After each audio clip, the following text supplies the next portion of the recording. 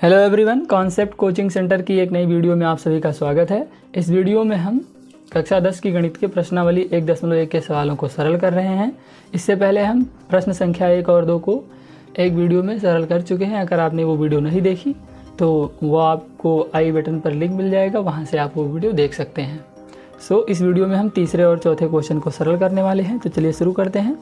Video में आगे बढ़ने से पहले मैं आपसे रिक्वेस्ट करता हूँ कि आप हमारा चैनल सब्सक्राइब जरूर करिए, क्योंकि मैं इस चैनल पर 10वीं के सारे सब्जेक्ट के सॉल्यूशन लाता रहूँगा। चलिए शुरू करते हैं। क्वेश्चन तीसरा ये है, अभाज्य गुणनखंड विधि द्वारा निम्नलिखित पूर्णांकों के एचसीएफ और एलसीएम ज्ञात कीजिए।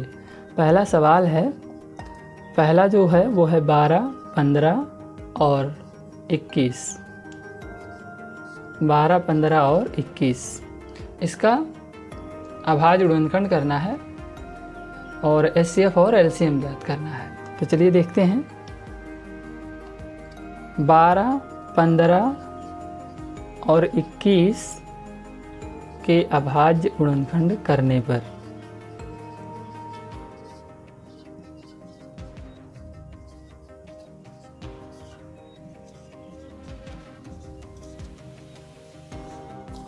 तो पहले हम 12 का अभाज्य गुणनखंड करेंगे तो वो होगा 2 गुणे 2 गुणे 3, 2 दूनी 4 3 12।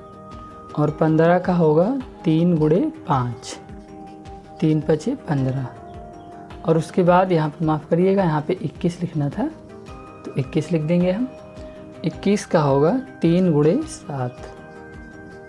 तो अब इनके एचसीएफ की बात करें तो एचसीएफ इसका होगा 3, हाईएस्ट कॉमन फैक्टर वो है 3।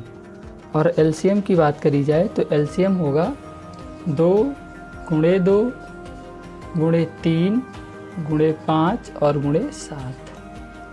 तो इस तरीके से एचसीएफ इसका हो जाएगा 2 दूनी 4, 4 3 12, 12 पंचे 60 और 60 सत्ते हो जाएगा 420।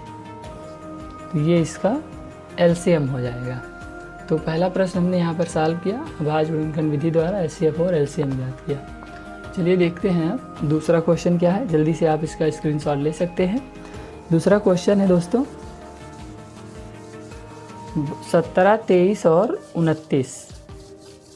17, 23 और 29 का हमें अभाज्य गुणनखंड करना है। क्वेश्चन है 17, 23 और 29।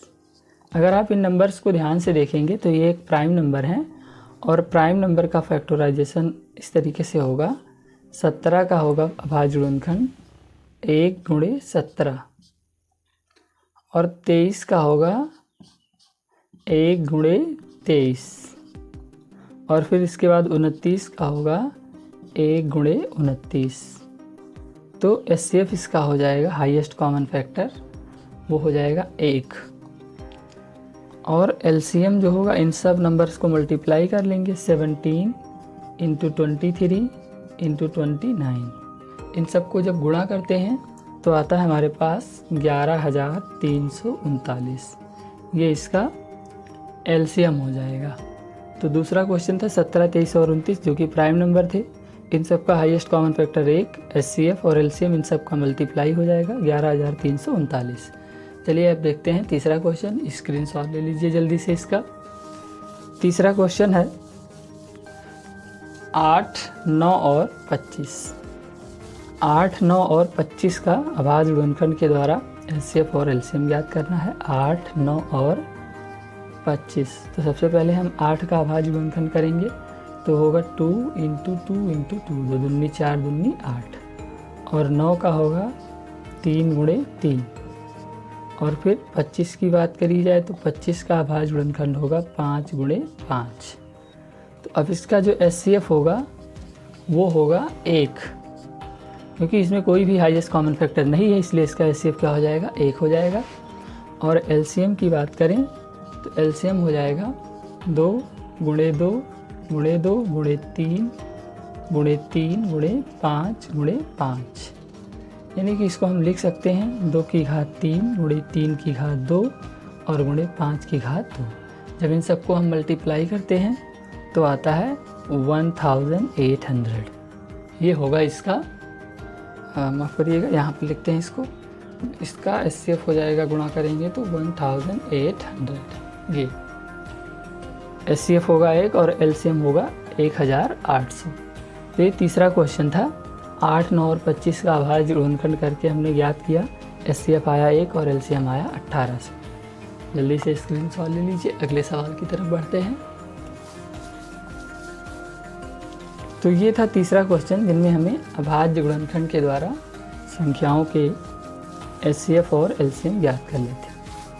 अब देखते हैं कि चौथा क्वेश्चन क्या है।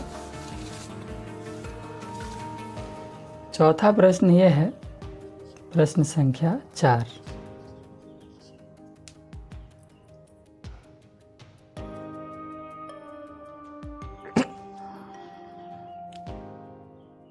HCF दिया हुआ है 2 नंबर्स का, 306 और 507 का। वो दिया 657 है यहाँ पर, 657 का वो दिया हुआ है 9। तो LCM इन दोनों का यानी कि 306 और 657 का ज्ञात कीजिए।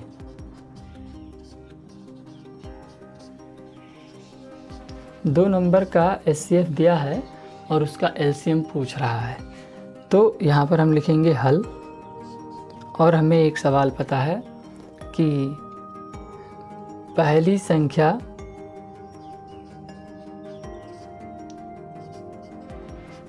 गुणे दूसरी संख्या बराबर होता है HCF into LCM। HCF into LCM। तो अब इसी फार्मूले का उपयोग करके हम इस सवाल को सरल करने वाले हैं। हमें मालूम है पहली संख्या गुणे दूसरी संख्या बराबर होता है लासा गुणे मासा। तो पहली संख्या है 306, तो हमने लिखा 306 और गुणे 657 ये दूसरी संख्या है, और HCF इसका दिया हुआ है 9 और LCM हमें मान लेते हैं x ज्ञात करना है। तो अब यहाँ से जो 9 है गुणे में है, इधर आएगा तो भाग में हो जाएगा। तो हमें मिलेगा x बराबर 306 गुणे 657/9। अब इसी को हमें सरल कर लेना है, जो आएगा वही इसका LCM होगा। तो सबसे पहले हम देखते हैं कि क्या जो 306 है वो 9 से कट जाएगा। तो 9 तिरिक 27, 3 बचेगा 36, 9 चौके 36, हाँ कट जाएगा। तो ये 34 बार में कट जाएगा। अब हम 34 को 657 से गुणा कर देंगे। तो यहाँ पर देखते हैं कैसे गुणा करेंगे। 7 चौके 28 के 8, और फिर 6 4 पंचे 20 और 2 22, और फिर ये हो जाएगा 4 छक 24। तो इस तरीके से गुणा नहीं करते हैं, यहाँ पर गुणा करके देख लेते हैं एक तरफ हम कितना आएगा। 657 गुणे 34, 7 चौके 28, 5 चौक 20 और 2 22, 6 चौके 24 और 2 26। यहाँ पर 7 तिरिक 21, 5 3 15 और 1 16, 6 तिरिक 18 और 1 19, हो जाएगा 8, 2 1 3, 6 दूनी 12 और 9 2 11 1 12, और ये हो जाएगा 1 2 यहाँ पर। तो इसका LCM आ गया 22,238।